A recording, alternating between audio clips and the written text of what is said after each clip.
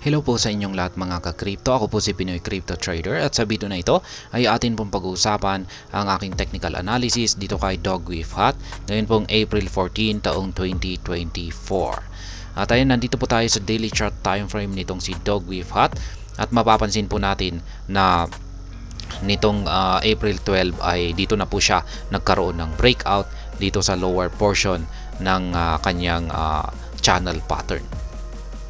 Yan, yung kanyang channel pattern ay ayan po siya. Yan, nag-umpisa pa yan nung ito ay mula nung malista siya dito kay Binance noong March 5. Yan, at naglalaro po siya rito.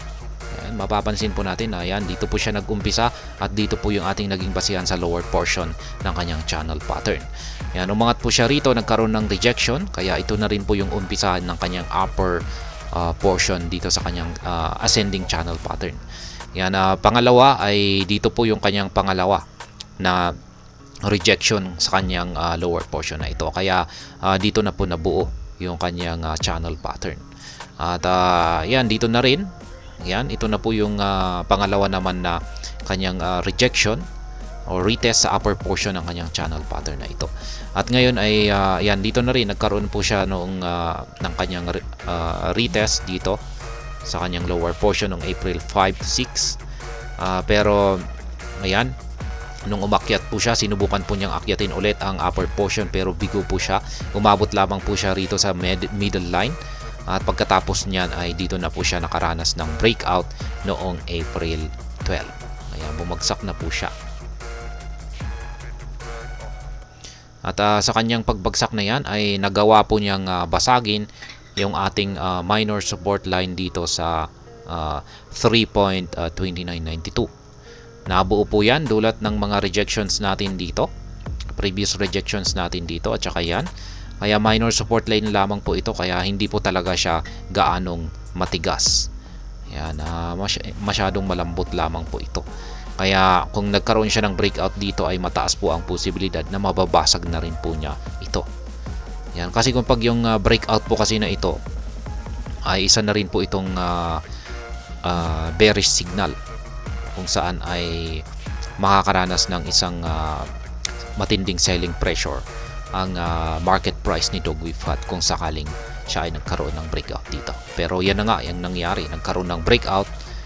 Kaya yan, dinaanan lamang po niya o tinagos niya lamang yung support line natin dito sa 3.2992 na parang wala.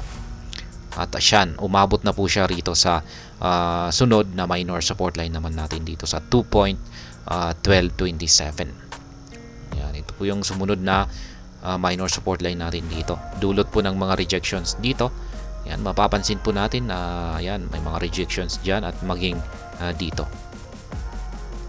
At ngayon ay yung nabasag po na minor support line natin dito ay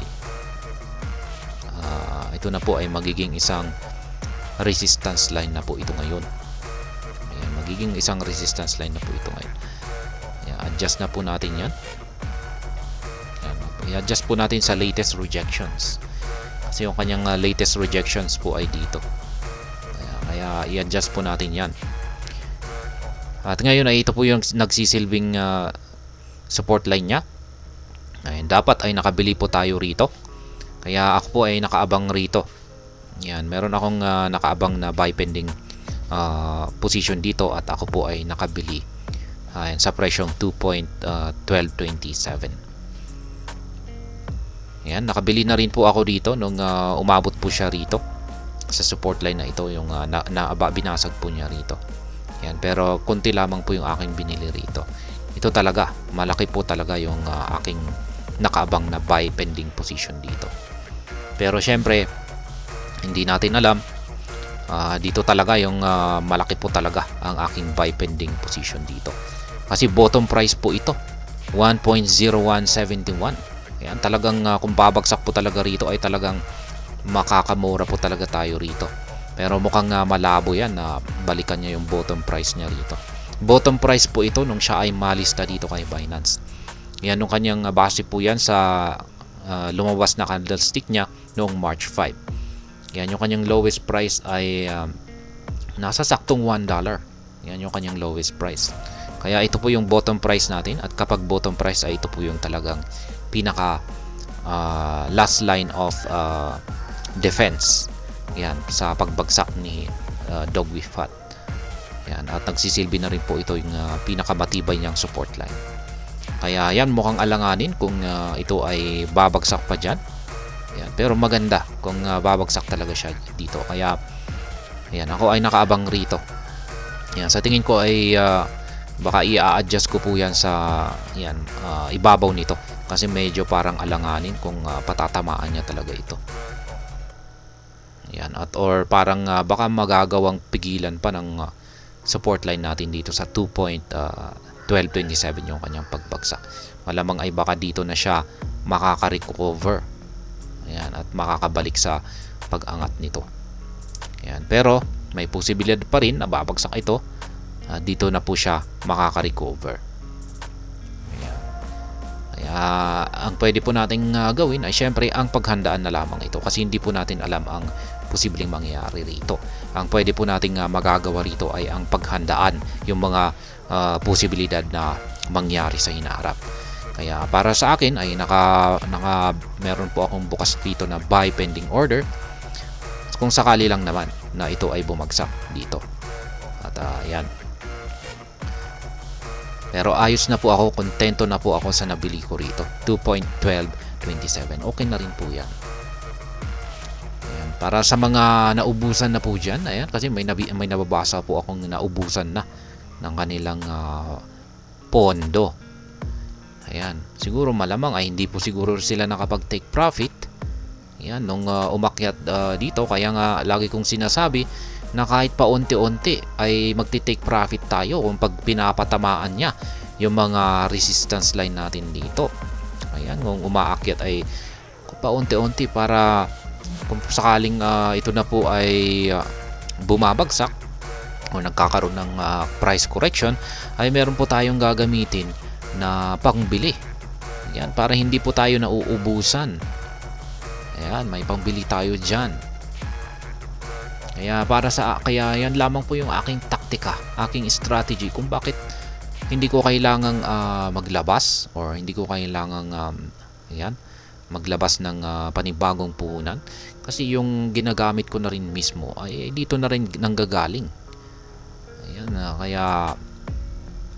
kaya hindi ako nagkakaroon ng problema kung kailangan kong bumili or kung pag bumabagsak at kailangan kong bumili. Yan, masasabi ko dyan ay management lamang po yan. Yan, yan po yung tinatawag nilang money management. Yan, medyo boring kasi yan na topic. Pero kung gusto nyong i-content ko yung money management, ay maganda na rin po yan. Makakatulong po talaga yan. Money management na yan. Pero napaka-boring po yan na topic. At sa tingin ko ay yan, kokontarin lang siguro manunood dyan. Kasi boring na boring talaga. Kaya ayan, yan po ang aking technical analysis update sa araw na ito dito kay Dog with Hat. At hanggang dito na lamang po tayo sa video na ito mga ka-crypto. Sana po ay inyong nagustuhan ang aking paliwanag sa video na ito. Kung inyo po itong nagustuhan, pakiclick lamang po ang like button nito. Para naman po sa mga bago lamang dito, kayo po ay aking inaanyayahan para mag-subscribe. Pakiclick na rin po ang bell icon nito dahil ito po ang siya magsisilbing notification nito sa mga bago kong videos na akin pong ina-upload sa aking YouTube channel na ito. Marami pong salamat sa panonood. Ingat po tayo lagi at God bless po sa ating lahat.